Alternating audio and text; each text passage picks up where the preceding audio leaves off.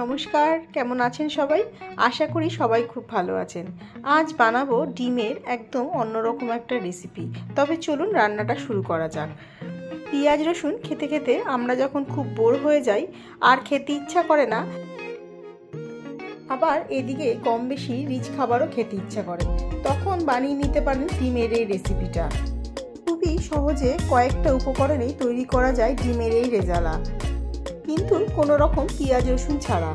ডিমটাকে প্রথমে সেদ্ধ করে নিয়ে নুন মাখিয়ে নিয়ে ডিমটাকে ভালো করে ভেজে নেব। এইদিকে নিয়ে নিয়েছি পোস্তটাকে আমি আগেই শুকনো খোলায় একটু বেটে নিয়েছিলাম। এবার এর মধ্যে একে একে দিয়ে দিচ্ছি কয়েকটা কাজু বাদাম। ঝালের জন্য এখানে আমি দিয়ে দিয়েছি 2টো কাঁচা লঙ্কা, আপনারা আপনাদের প্রয়োজন মতো দিয়ে দেবেন। আর দিয়ে দিলাম কয়েক টুকরো আদা, আর দিয়ে দেব 10-12টা কিশমিশ আর খানিকটা জল। এবার খুব ভালোভাবে ব্লেন্ডারে দিয়ে ব্লেন্ড করে নেব। এদিকে কড়াইতে দিয়ে দিয়েছি সর্ষের তেল। তেলটা গরম হয়ে আসলে এর মধ্যে দিয়ে দিচ্ছি কিছুটা পরিমাণে গোটা জিরে ফোড়নের জন্য। এখন এর মধ্যে দিয়ে দিচ্ছি সেদ্ধ করে রাখা ডিমগুলো, দিয়ে খুব ভালোভাবে ভেজে ডিমগুলো তুলে নেব। এবারে ওই তেলের মধ্যে দিয়ে দিচ্ছি কিছুটা গোটা গরম মশলা। এর মধ্যে রয়েছে এলাচ, লবঙ্গ আর দারচিনি। আর দিয়ে দেব 1 চামচ আদা বাটা, 1 চামচ কাঁচা লঙ্কা বাটা। এবারে সব কিছু ভালোভাবে মিশিয়ে নিয়ে তেলের মধ্যে খানিকক্ষণ নাড়াচাড়া করে নেব, যাতে আদার কাঁচা গন্ধটা চলে যায়। আর এর মধ্যে দিয়ে দিচ্ছি কিছুটা পরিমাণে নুনটা দিয়ে আবারও খুব ভালোভাবে নাড়াচাড়া করে নেব।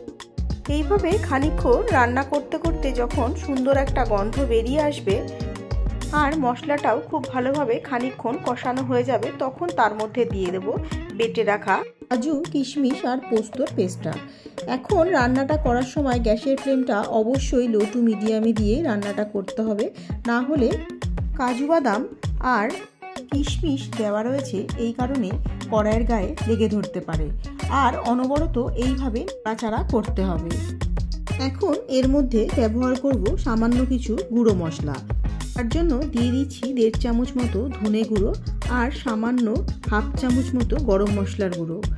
এবারে সব মশলাগুলো একসাথে মিশিয়ে নিয়ে 2-3 মিনিট মতো খুব ভালোভাবে রান্না করে নিতে হবে। এইভাবে রান্না করতে করতে যখন তেল ছেড়ে আসবে আর মশলার একটা সুন্দর গন্ধ বেরিয়ে আসবে, তখন তার মধ্যে দিয়ে দেব একটা গোটা টমেটোর পেস্ট। টমেটোটা ব্যবহার করার পর আবারও 2-3 মিনিট একইভাবে রান্না করতে হবে, যতক্ষণ না টমেটোর থেকে কাঁচা গন্ধটা চলে যায়।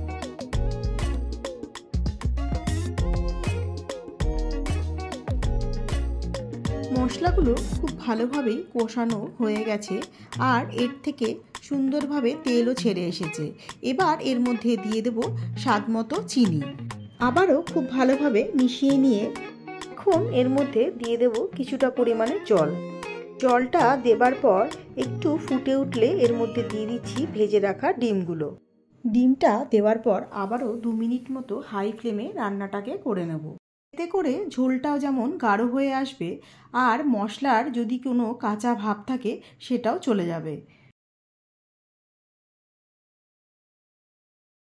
রান্নাটা প্রায় শেষ পর্যায়ে। এবার দিয়ে দিচ্ছি এর মধ্যে খানিকটা কাসুরি মেথি। এখন গ্যাসের ফ্লেমটা বন্ধ করে দিয়ে মেথিটাকে খুব ভালোভাবে ডিমের সাথে মিশিয়ে নেব। পেঁয়াজ রসুন ছাড়া ঘরে থাকা সামান্য উপকরণ দিয়ে আজকের ডিমের এই রেজালাটা আপনাদের কাছে কীরকম লাগলো জানাতে ভুলবেন না।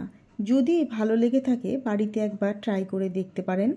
দিচ্ছি একবার রান্না করার পর আরেকবার রান্না করতে ইচ্ছে করবে। আজ তবে এই পর্যন্তই। দেখা হবে অন্য কোনো রেসিপির সাথে। সবাই খুব ভালো থাকবেন আর সুস্থ থাকবেন।